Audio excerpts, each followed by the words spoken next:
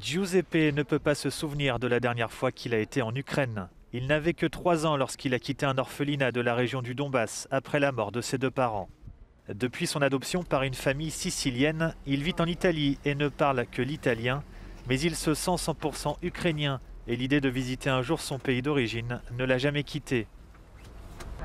C'est à Milan que Giuseppe prépare son retour en Ukraine pour la première fois depuis 25 ans. Un voyage bien différent de celui qu'il avait imaginé. Son pays est en guerre et il est déterminé à le défendre. Je ne peux pas rester à la maison à regarder la télévision et à ne rien faire pour aider mes concitoyens.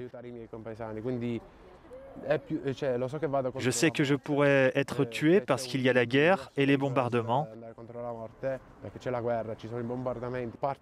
Mais je pense que cela vient de mon ADN, de mon côté ukrainien. La photo de son passeport est l'un des rares et des plus anciens souvenirs de son enfance ukrainienne. Giuseppe a fait une demande pour devenir un combattant étranger et il est prêt à rejoindre l'armée locale. Mais il ne pourrait s'engager dans une telle mission sans l'aide de Dorine, qui depuis le début du conflit voyage entre l'Italie et l'Ukraine. Transporter les personnes dans les 2 sens tout en apportant des biens essentiels dans mon pays, c'est ce que je fais de mieux. Mais s'ils me disent qu'ils doivent être sur la ligne de front, j'irai me battre. Beaucoup ont rejoint l'armée, mais quelqu'un doit fournir ces biens. Les gens en ont besoin. Sans nourriture, ces hommes ne seraient pas en mesure de se battre.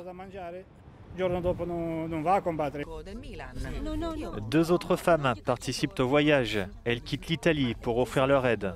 L'une d'elles montre des photos d'enfants qui construisent des barricades dans sa ville. « Je suis prête à prendre les armes si nécessaire », dit-elle. En cours de route, Giuseppe évoque souvent ses parents adoptifs. Les laisser derrière lui n'a pas été un choix facile. Quand j'ai dit au revoir à mon père à l'aéroport, je lui ai promis de revenir.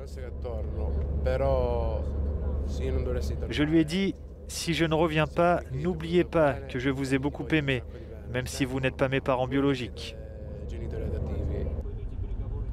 Les voyageurs se rapprochent du poste frontière de l'Ukraine. Giuseppe ne sait pas ce qui l'attend de l'autre côté, mais il est heureux de renouer avec son passé et d'offrir son aide à un pays qu'il a dû quitter trop tôt.